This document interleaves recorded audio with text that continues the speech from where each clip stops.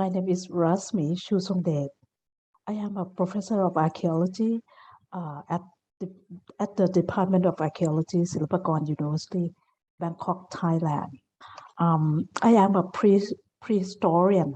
My research interests are covering different topics such as late and post-Pleistocene archaeology and heritage studies and archaeology and education. And my area of specialization is on Western and Northwestern Thailand. Today, I will give the first lecture on Introduction to Archaeology for Silpakorn University Field School. And I understand that we have quite a mixed background here. So hopefully my lecture can serve you all. Okay, let me start with the slide. I would like to close my my picture so you can see the total frame for my presentation. Okay, here is my email and my website. In case you want to know more about my work, you can go to my website, and if you have any question, you can send me an email to my university email. Okay. I understand that there are so many topics on archaeology. Before I prepare this, I have to think that what is the best and way to put it in the very kind of like concise, lecture, because Ajahn Narupon told me that, oh, you can have only 20 to 30 minutes for introduction. So here I am. I divide my lecture into 5 main topics. Hopefully it will cover what you have to know about archaeology. Not all of it, but at least I think that the substantial part of it. So the first one is, what is archaeology? And the second one is, why is archaeology important? The third one is, what is archaeological culture? And the fourth one is how archaeologists know the past. The fifth one is how archaeology is used in contemporary society. Okay. So what is archaeology? We see a lot of movie or documentary about Egypt, Inca, Pagan, Angkor Wat. You may wonder that what is archaeology here? Archaeology is a study of the past human behavior, cultures, societies, and the surrounded environment through the material and ecological remains. So let's see. This is the example of the diverse archaeological record. There are many types of material culture of the past.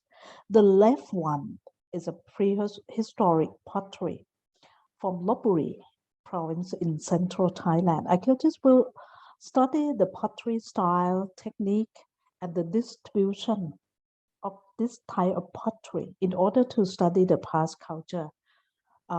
Each culture has its own style, technique, and form. So that is the way that we can use it to help us to understand the cultural area. And on the right hand is an underground tomb, which is for us about the social organization, class, tomb building technique. This is the Tang dynasty tomb in China. You can see that the left and the right, you don't see this, it's different type of archaeological record. Let's see another one. The left one is the pagoda from Lana culture. in Thailand, people think of ancient monument or skeleton as a representation for archaeology or the ruin. That is what they think that this is archaeology. But we also have a lot of ancient monument that can still reuse in the present. And this is the Doi Suthep temple date to Lana period, or approximately 700 years ago.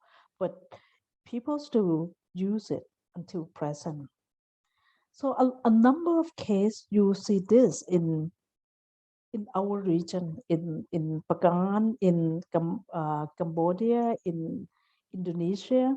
We see this type of reused architecture or archaeological monument. And also, the right picture is a World War road in Khun Yua, Mae Hong Son, Western Thailand. This is my research area. It is a ruin of the construction or the feature that relate to the human activity in this area. So the Japanese soldier construct the road so they can send the troop to from Thailand to Burma during World War II. So archaeology is not just study the very ancient past, like 30,000 years ago, but it's also we study recent past as well, or recent history. Okay, so let's look at the archaeological culture. Previous slide provide us an understanding of different type of archaeology. Now, we'll look at how archaeology define culture and look at the goals of archaeology.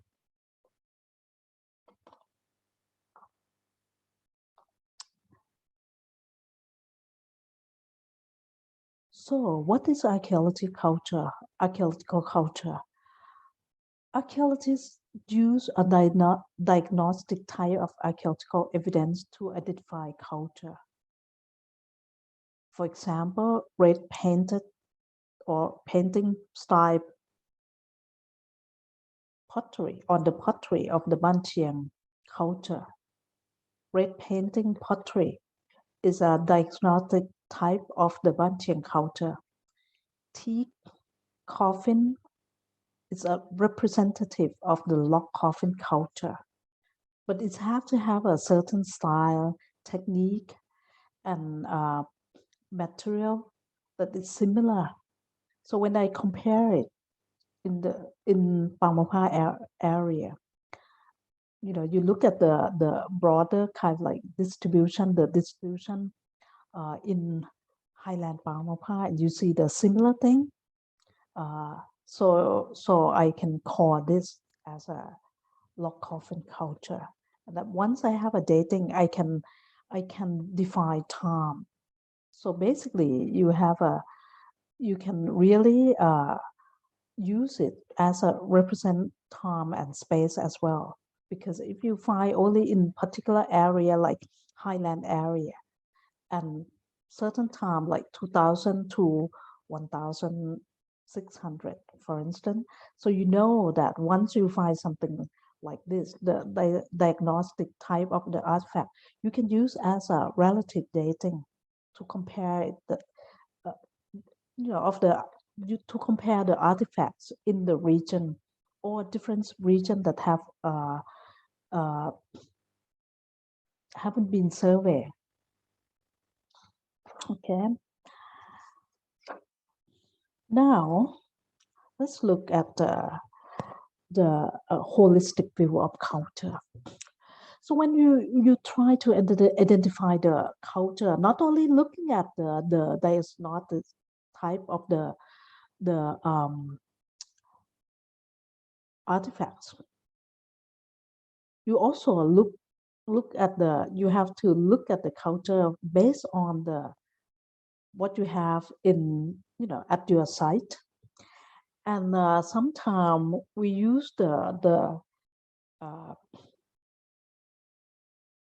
archaeologists conceptualize the holistic view of culture, which is composed of ideology, social organization, settlement pattern, subsistence economy, and technology. We look at artifact and we analyze artifact according to the different kind, like type of sub system of the culture. And this kind of like holistic view of culture help us to organize the archaeological data, and this help us to interpret the archaeological evidence in certain site that we excavate. This is the way that it's help us to conceptualize our analysis and interpretation. Okay, so for instance, when you look at the Sukhothai culture, when you have the diagnostic type of the Buddha statue and the stupa or pagoda, the temple and the statue, and this is can represent the ideology, belief system, religious. When you look and you do survey in the different part of Thailand or central Thailand, and you found a similar thing, so you can say that, oh, there are similar kinds like ideology. And also, when you look at the evidence from the epigraphy or structure or the settlement pattern, you find the evidence of the rich, the elite, and the poor. And also the inscription imply you about the um, different class in the society, during the Sukhothai. So it's tell you about the social organization. Or also, when you look at the planning of the when you do survey and then you do the planning or you drawing, you look at the area photo, you see the different kind of like settlement, different type site. This is can imply us about the settlement pattern of Sukhothai period, and then you compare it between the town or the city during the same period. If it's similar, so then you know that it's the same culture. I have the similar kind like urban planning. Also, the subsistence economy. When you excavate the site and you found the evidence of the plant remain, fauna remain, uh, fish, shellfish, also the evidence of the ship, you know, and I think this is can imply you about the trade and also the shipwreck and the all the artifacts that in the shipwreck, and also the ecological evidence in the shipwreck. It can imply us about the how people live and how people eat. And if we can date during the Sukhothai, this is can tell us about the subsistence economy.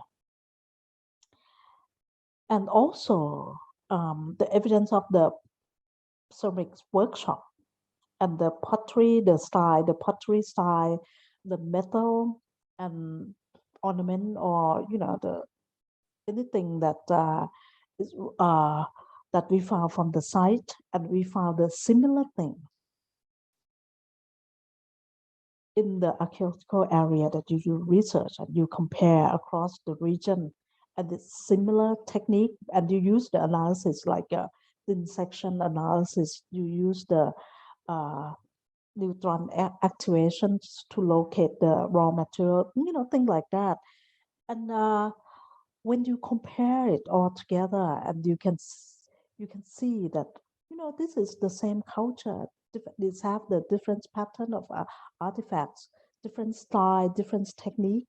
This is the way that can help us to organize the body of the data that we're working on.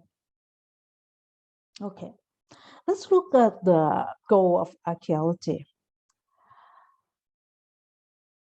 First, archaeologists often need to know the time frame. So the first thing that we always like to do is to establishing the cultural chronology. We want to know that what culture come first, and later what kind of culture, and then we can know what culture come before another culture. This is very important for us when we work. This is the first goal. We also need to know that how old of our site. We need to pin down the time frame that we're working on. And the second goal, we need to understand how people live through the holistic view of culture. So we reconstructing the past life way and human culture. What kind of culture, past culture. And the third goal, once we know the site, we know what is going on, we also need to understand that what what what was going on in the past and why the culture changed from one period to another period. What factor that caused the change? This can be explained by using or applying the theoretical framework, different kind theoretical framework. It's help us to understand what is going on, and by doing the analysis of the artifacts that we analyze it. And lastly, we're saving the archaeological site. Basically, archaeology, we conserve the archaeological site or conserve the past for the future or the present as well. So this is all four goals of archaeology. Okay, let's look. This is the example of how we establish the cultural chronology. You can see that when I work at my site, I got this carbon-14 about 22,000 years ago. And the evidence is all the lithic. So I pin down my time in Bamapa that we have the evidence of this. Then later on, I excavate the site. I got the carbon-14, and I see the evidence of the similar artifacts through 9,000 years ago. So I know that can fall into the prehistory because there's no written languages that I found. Later on, I excavate the site, the log coffin site, and it's date from 2000 to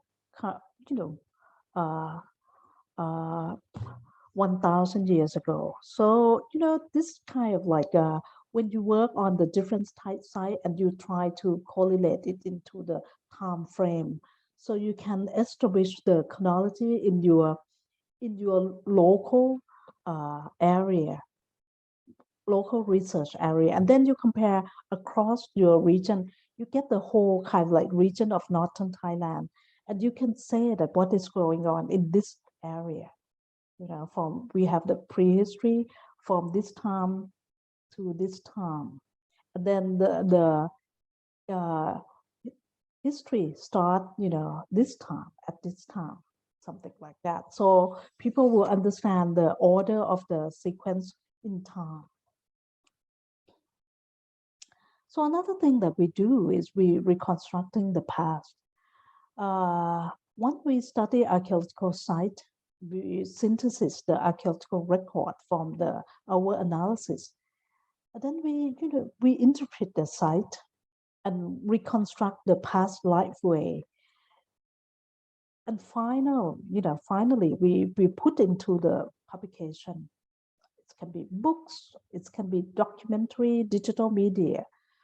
This is the example of my work of the log coffin that finally I interpret the site that I excavate as a family cemetery. But before that, I have no idea. But after my analysis, I finished I synthesis and I think that it's possible that will be a family cemetery in Mae Son province.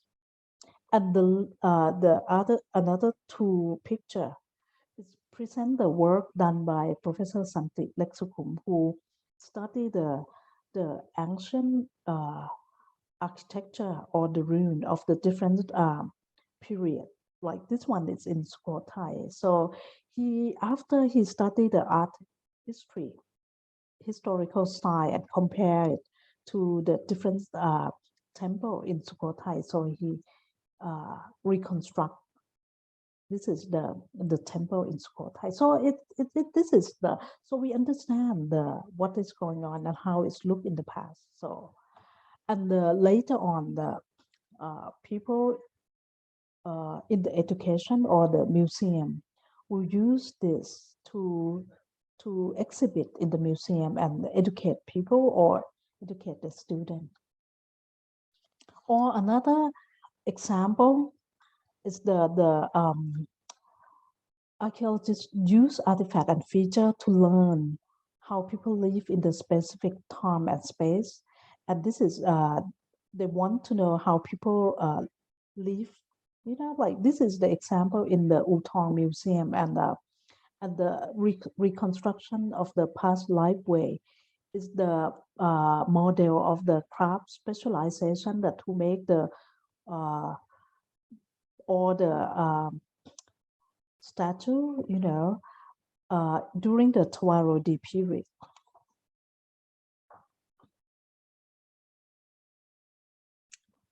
Also, the third goal of archaeology is to explain the change through time. This is the example of the excavation at the temple in Wen Kumkam, northern Thailand. When we first found the site, we have no idea. But then, once we study the kind of like the wall of the temple, the how it fell down, and look at the sediment, and we use the site formation process to understand what is going on at the site, and the sediment tell us about the flooding, the very, very severe flooding that happened here. Is very quick. So what happened is all the architecture is all kind of like gone very quick, and it's under cover the sediment for many hundred years. So we now understand that what happened in the past, because it's the big flooding that happened, and this because we know about the big flooding, and we look at the water, the water system that closer to the temple. It's help us to understand the water system in the present also, and we can use this example to be our lesson for the future, so we can protect the future by we have to know the water channel or the building the dam, something like that. Okay, so the third topic, why archaeology? Why is archaeology important? Archaeology provides us the opportunity to learn about the past culture through the study of artifacts, animal bones, sometimes human bones. Study this artifact help us to get some insight about the long-term change of the past behavior, society, culture, and environment. I think it's the science, the discipline that can help us to understand the long-term change. I think that's why it's so important, and it's help us, to understand the life of the people that would sometimes left nothing, no written record.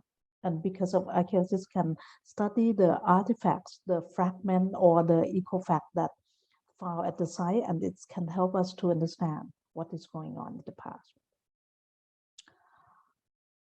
Also, archaeology is part of the national and also ethnic identity. It's help us to understand that it's, kind of like national identity, why they use that as a symbol of the national identity or ethnic identity. When like Native American Indian, they want to fight for the land, and they can claim it by having the artifacts, or they can identify this is part of their culture, so they can claim the land. So archaeology can use in the lawsuit, something like that. And the third one, understand the ethnic and cultural diversity. I think that now people move all the time. The migration and the movement around of the people around the world is make the world is more complicated, because sometimes you don't know. Like the area that I work, I survey, and how come the Muslim? It's evidence of the Muslim there.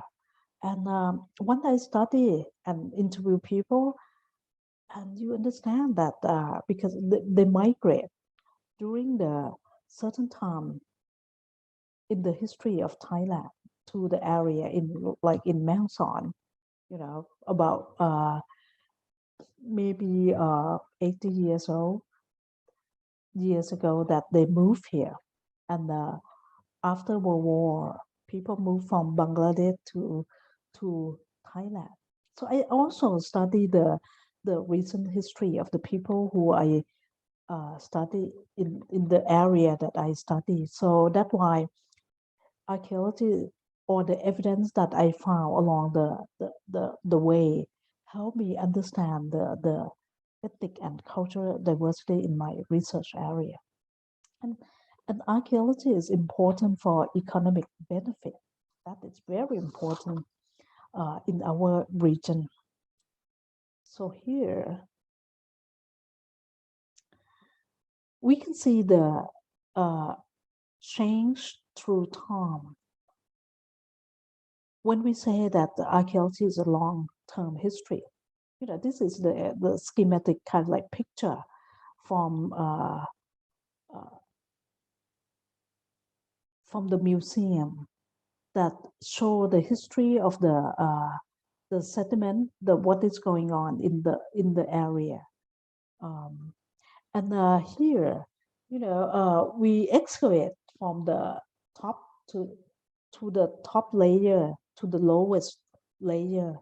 And once we excavate that, we can really understand that early settlement that happened in this area happened 10,000 years ago. So this area is not recent that people just simply move here, but there's some evidence of the human occupation here since 10,000 years ago. And then later on, people still continue settle down here, and have a village here 7,000 years ago. And then they continue using this area to 3,000 and then 800 and then present.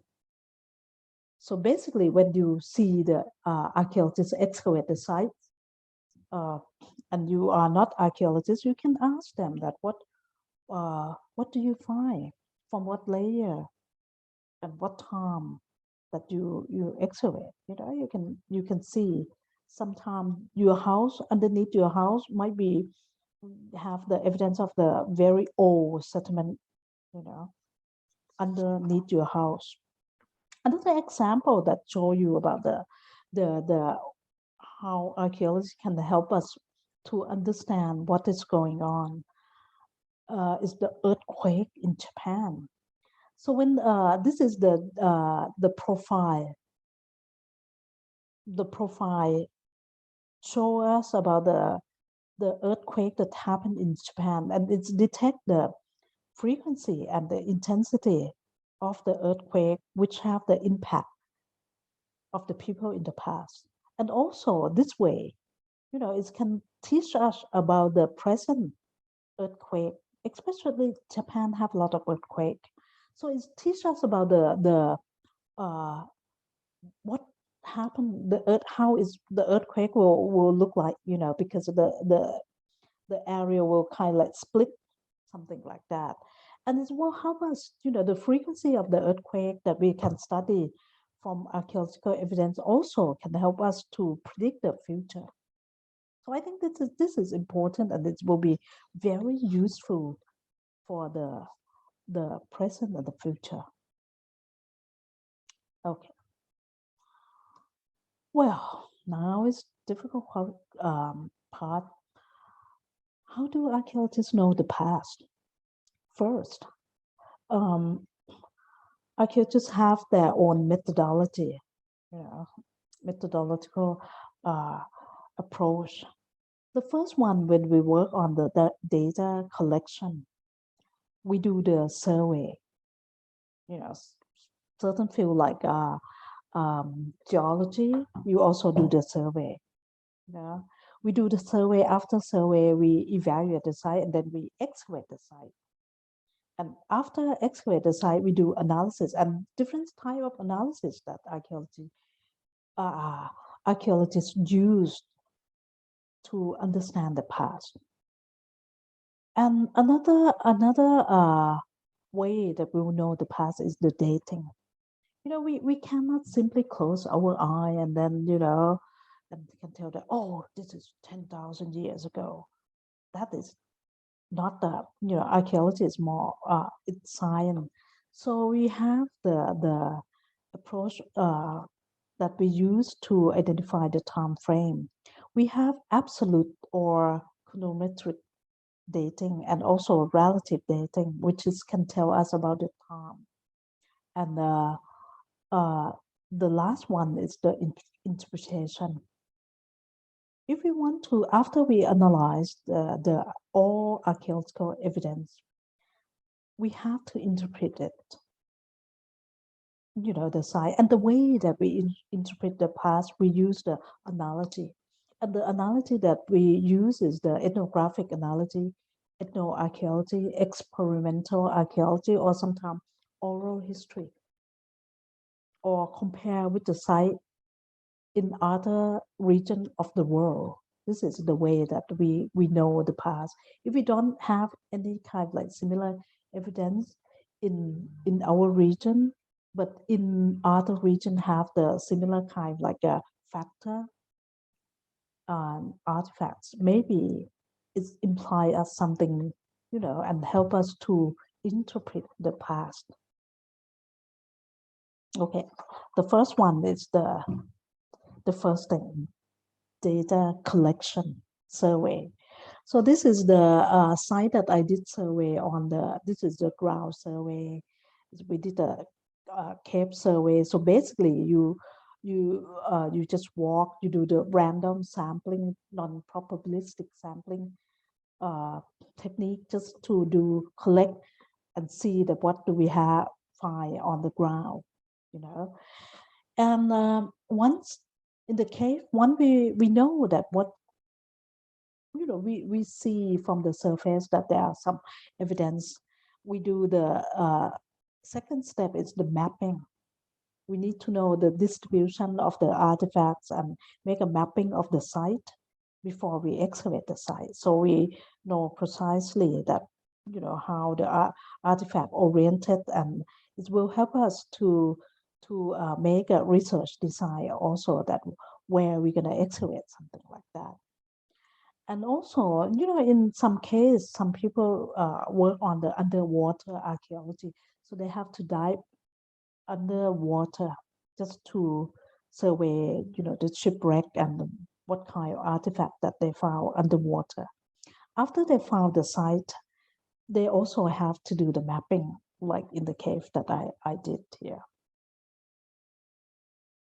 So once you survey, and then you mapping the site, and then you evaluate the site that you found in your research area. That, oh, okay, which one that you think that have a potential that to produce the artifacts that and will contain a lot of data for you to understand that what is going on in this particular time period that you're interested in, and then you excavate the site, and the way the people lay out the site, the excavation grid is different. It depends on your question, and the excavation will help us to establish the sequence of the deposit or the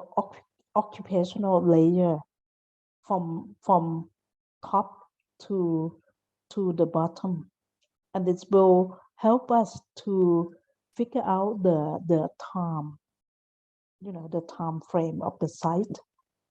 Okay, excavation will help, and then let's look at the analysis. Well, it depends. The analysis that the basic one that we will use is, all the archaeology students at the Silpakorn University have to have a training in the human osteology or bioarchaeology, and sometimes they learn about material culture, like how to classify the pottery, something like that. This is very basic that they have to know, or the geoarchaeology, understand the geomorphology, or this is very basic. But anyway, the analytical kind of like approach, it depends on your question. Sometimes I don't use DNA analysis, but in some case I use the DNA analysis, mitochondrial analysis, because I have a question that I want to know about the relationship of the people in the same cemetery, whether they are the same, they share the same genetic or not, something like that. Or, my site, because we have a log coffin made out of teak, and teak have a 3 ring. So I use the dendrochronological method to understand the date of the coffin or the tree when they were cut. And also the dendrochronology can help you understand the environment from the 3 ring, the width of the 3 ring. Okay, another example of the analysis is for the classification of faunal remain. Study of faunal remain. You do the classification, and you identify the species, the taxa, something like that. Or you do the DNA. And my colleague who worked on my project also studied the DNA of the pig bone that we found here, because we want to know whether the pig bone that we found in Bangma relate to northern China or it's locally habitat in Thailand. It's native to Thailand, or it came from China with the farmer. Okay, so then it depends on the question. You cannot use all analysis. Sometimes you can use very simple analysis if you have a clear question that what you want to do. And another skill that we have to have when we excavate the site, we have to understand and know the sediment, so the geomorphology and the formation of the site and the sediment. You need to understand that. And like I excavate Tamlot rock shelter, and we found the evidence of a lot of copper at the site. So we have to understand what size of the copper that the water flow, how far does it go, and where's the raw material location, and something like that. So this is the basic kind of like analysis that we all use it to really understand the site that we excavate. Another type of analysis is metal analysis, is composition of the chemical composition of the metal. This is the example of the bronze bracelets that we found at the site that I excavated, but also, you know, we try to look at the structure, so we can identify the technique and the elements of the material culture. The same like in lacquer. The lacquer will tell us about the species that people use in the past, and also it will help us understand the technique of the how they use it. And this is when we have this, we compare to other sites. If they have the similar technique, then we can say that this is the if also the artifact type is similar or the same, so we know that this is the same culture, same technique. This time, 2,000 years ago, this is the same technique. Or we found the evidence of the cloth found at the site. So we identify the species or of the raw material that used to make the cloth, and we can identify as its hem. So this is the type of analysis that you do, but it depends on the what type of artifacts that you have. Okay. Okay, so this is the analysis. This is part of the data collection, and how archaeologists know the parts in terms of dating. There are two types of dating, as I mentioned earlier.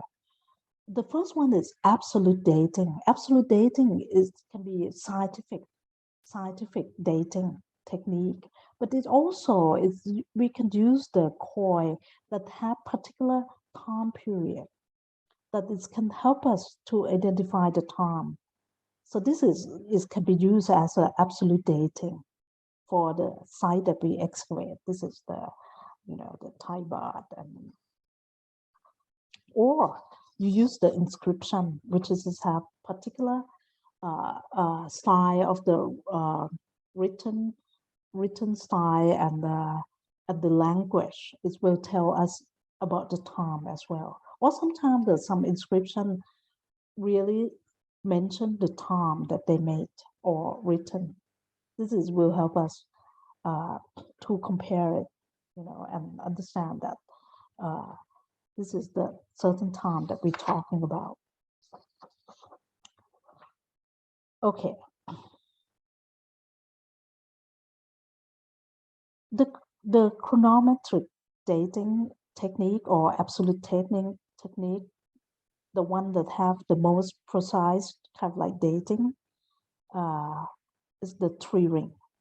One is tree ring, which is, I give the example of the tree ring that we study and know about the environment, and also tell you about the age of the tree that certain years it has been cut, and this is it's quite precise date, but it doesn't give you a long kind of like long range date.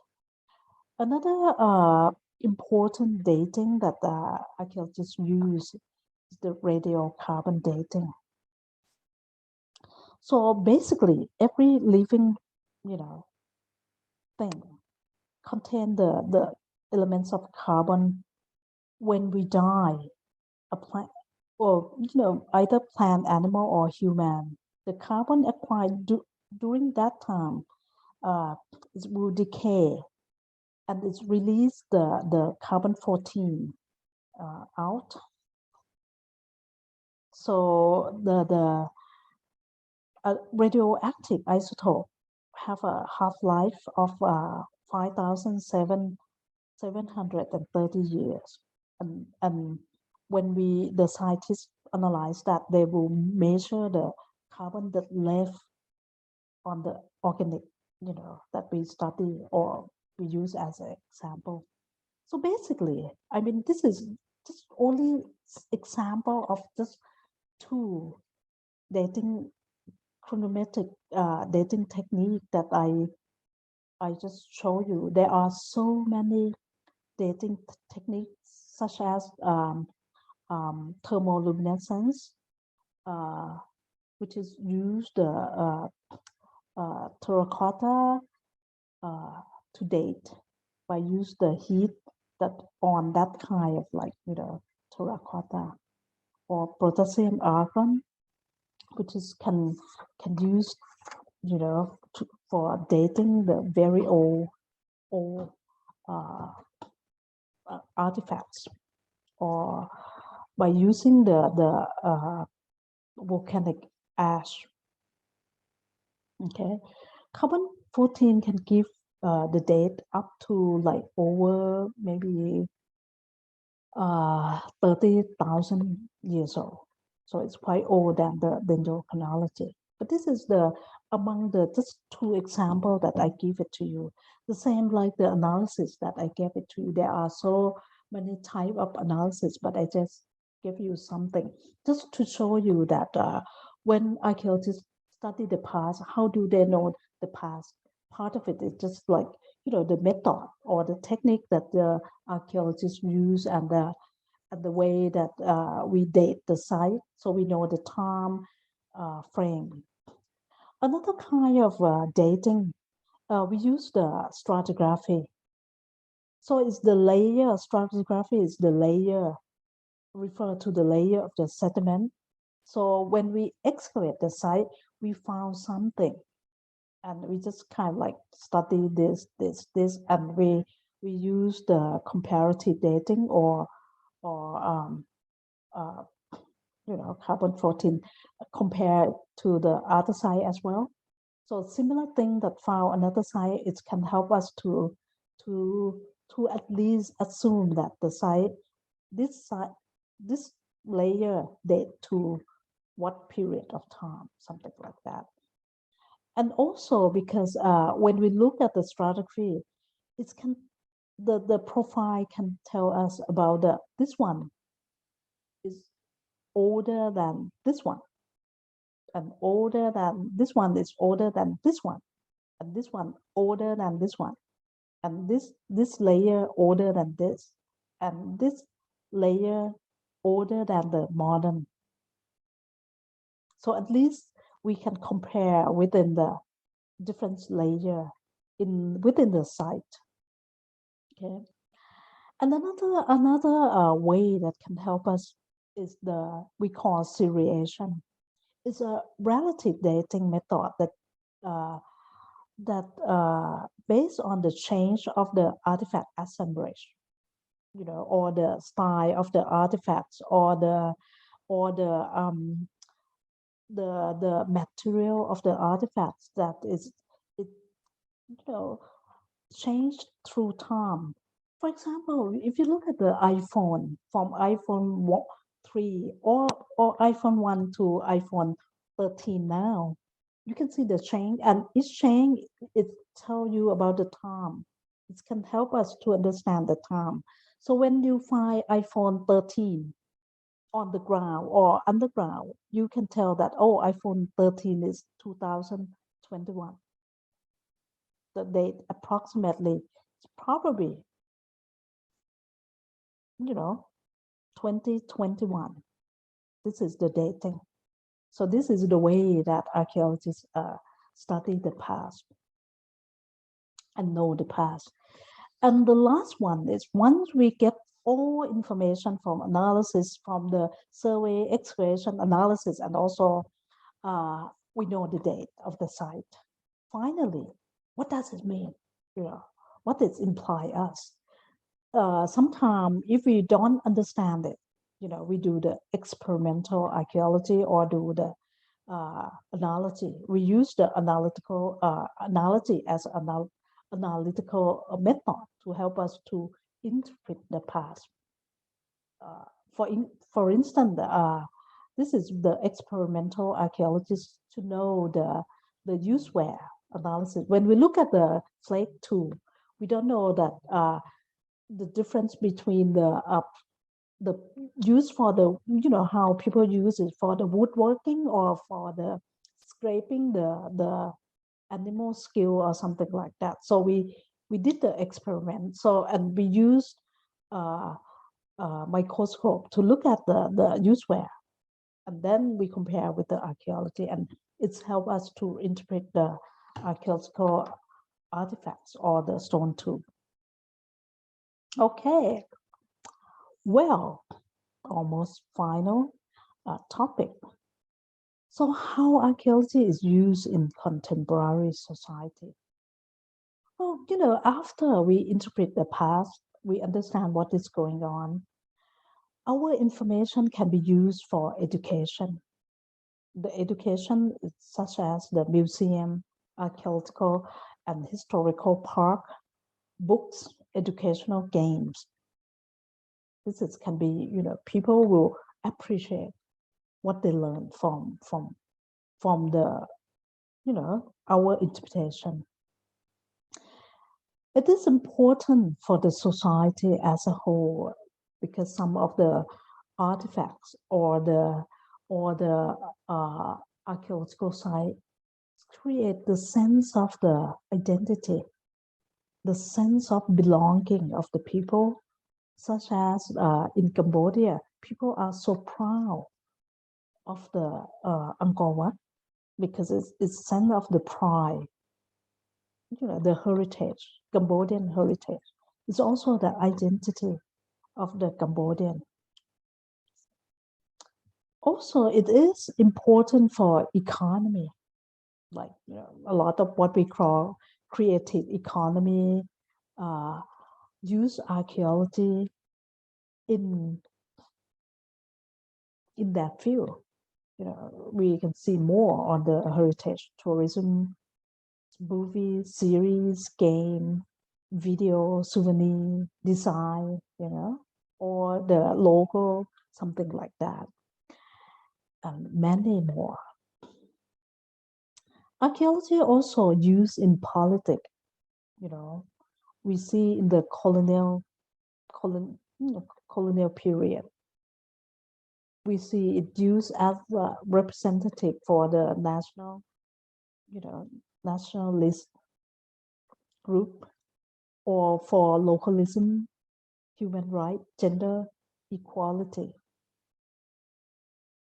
And also the final one, but it's just the example. I think it's many more, but this is just a few examples that I think that I can demonstrate that archaeology is important for the contemporary society. The final one is the environmental movement, in particular after the pandemic, and also climate change, environmental management.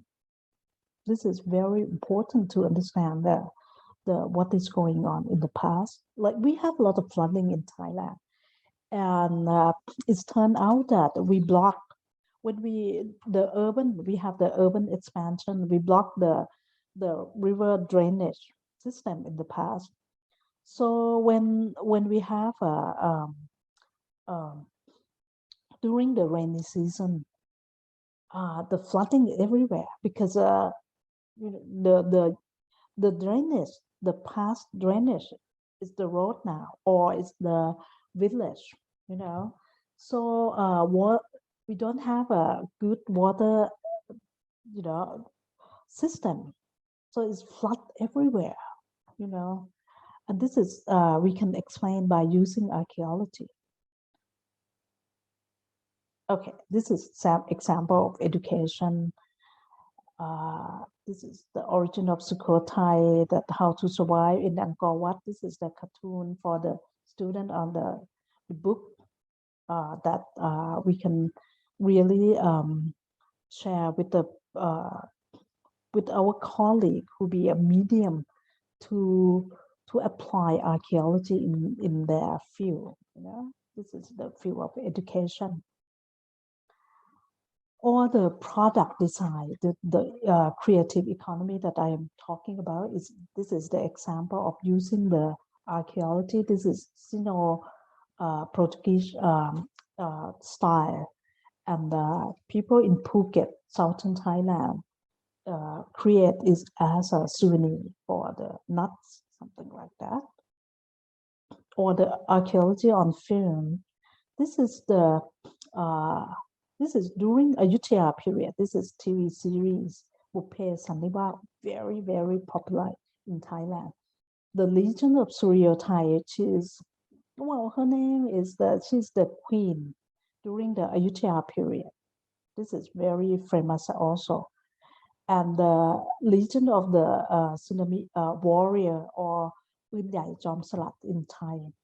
It's the movie about the southern Thailand during the Ayutthaya period as well. It's Lanka Suka state in southern Thailand. And recently the series, this is movie and this is movie and this is series, and this series just finished a couple of days ago. It's about the sci-fi. It's kind of like sci-fi and flashback from Ayutthaya period.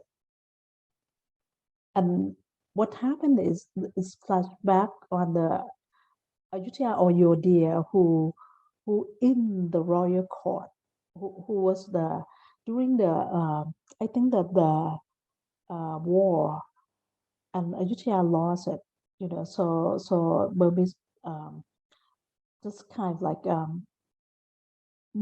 force them, some of the I think the artist, dancer, musician to Burma, and this movie tried to foster the friendship relation between Thailand and Burma. It's a beautiful series. I think that some of you might want to watch it, and I hope that in the future they will have the English subtitle. This is famous one. You can see that Ice Age is make it for the children. I think that this kind of different type of movie that happened a lot in our contemporary society. Archaeology is very popular one that we will see. The English Patient. This is the international movie. And also, people use it just a part of their identity. Like in Singapore, there's Chinese heritage that talk about the overseas Chinese and their life before Singapore. So it's remind of the younger generation that how hard of their grandparents' generation. Okay, so archaeology is used to remind about the identity, Chinese identity in Singapore.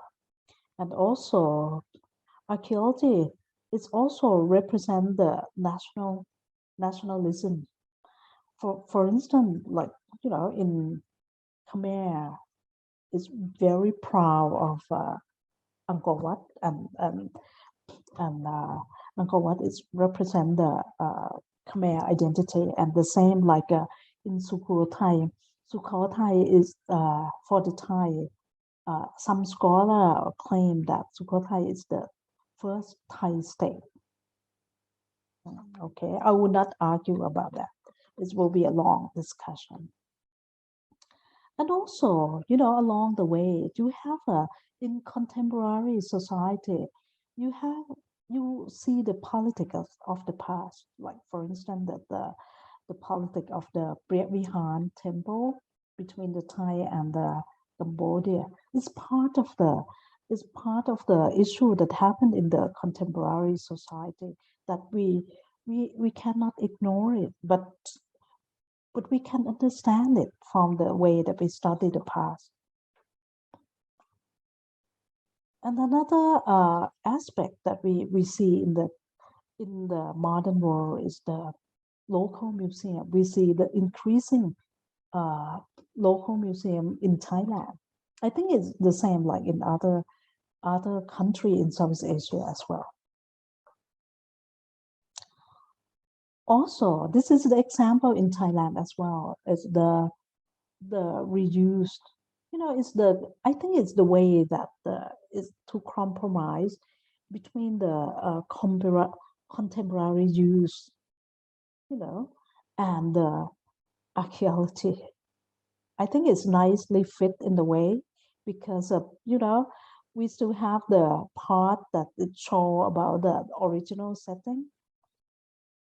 And in the front, I don't think that, you don't need to really fill in all the structure or reconstruct the whole thing. This is quite nice conservation by the work by the fine art department in the Ayutthaya period. Or another place is Masjid Crusade in Pattani. This is date to Ayutthaya period, and it's the way that it's. I think that is the really nice fit that compromise between the fine art department and the local community. So even though this is the archaeological monument, and but the fine art department allow the local community to use it to practice religious kind like belief. So people can come and pray every Friday. Okay. Okay. Almost done. Now, what we learned here is very broad and very kind of like overview picture of the archaeology. You will learn more from other lecturer on the technique and the detailed method and also interpretation, conservation of the archaeology. So, well, let's see. What is where in Southeast Asia that teach archaeology? Actually, there are many. I think every country in Southeast Asia have an archaeology program. But I'm sorry that I cannot name them all, but I name just a few. So you know that there are some, program at Silpakorn University, my university, we have BA, MA, PhD, and Faculty of Sociology and Anthropology at Thammasat University have a BA kind of like course, archaeology will under anthropology. Archaeological study program at the University of Philippines have MA and also PhD. Global archaeology at the University of Sai, Malaysia, Penang, Malaysia have a master and also PhD. Department of Archaeology, University of Mandalay and University of Rangoon, Myanmar have BA, MA, and perhaps PhD. Please excuse me if the information is not correct, but this is, I think, that we have to the PhD. And Department of Archaeology, Royal Academy of Cambodia have a BA and MA degree.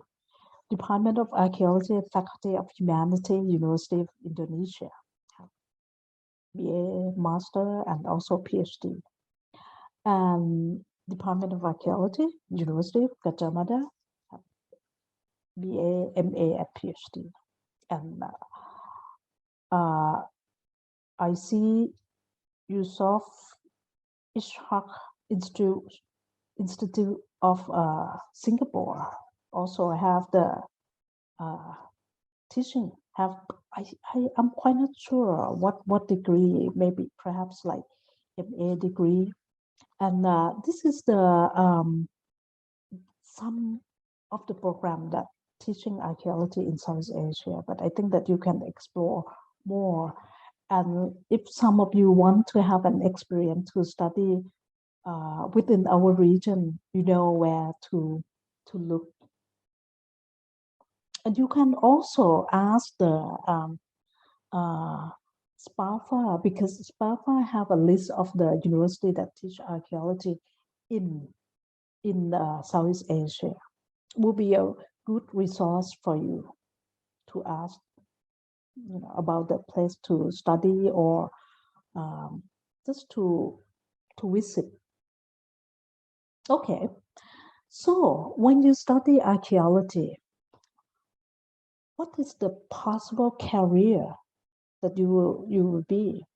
Well, if you study archaeology, of course you will be a professional archaeologist, or such as you work in the contract as a contract archaeologist, or you work on the government as a government officer, archaeologist in the government officer. Like in Thailand, we will have the fine art department. So my student who want to work with the state archaeologists, they will work under the fine arts department. Or you can be in the academic career. You can be a lecturer, professor. Will be another choice. Or you can be a researcher, someone who doesn't want to work but want to have their own corner and do the analysis. You can be a researcher. You can be a teacher in the school by using the archaeology as a background. So you can teach about the history in history program or history course in the different level of school. You can be in the heritage sector, like curator, a manager. You can be in the local administration sector and work on the cultural part, or tourism sector. You could be a freelance, writer, TV producer, content researcher, business sector. Oh, so many things. I would think that you can do a lot of things with the background in archaeology, because you have been trained to have many skills, both hard skill and soft skill. Hard skill is your knowledge in archaeology, in methodology, in the body of knowledge, what you learn. But soft skill that you have is because archaeology is multidisciplinary in nature. So you have to learn to work with other people. You go to the field, you have to work with a lot of people. So you have those kind of soft skill in terms of collaborative skill. You have a critical skill from the way that you study the hard skill. You have a skill that you can, communicate with people, because you need to negotiate with the people when you work in the field with the local community. You have to be flexible and, to work with people. So I think it's great career, but you can choose. You don't have to be a professional archaeologist. You have other choice as well. So, all right. Thank you. I hope that you enjoy the lecture, and I hope you can learn something from this lecture, and hope it inspire you to be an archaeologist. You don't have to work as an archaeologist, but to take the class like this, at least you fulfill your dream. I know a lot of people, they want to be archaeologists and they cannot get into the program. This is an opportunity for you to really learn something, and I hope that you enjoy it. Thank you. Bye-bye.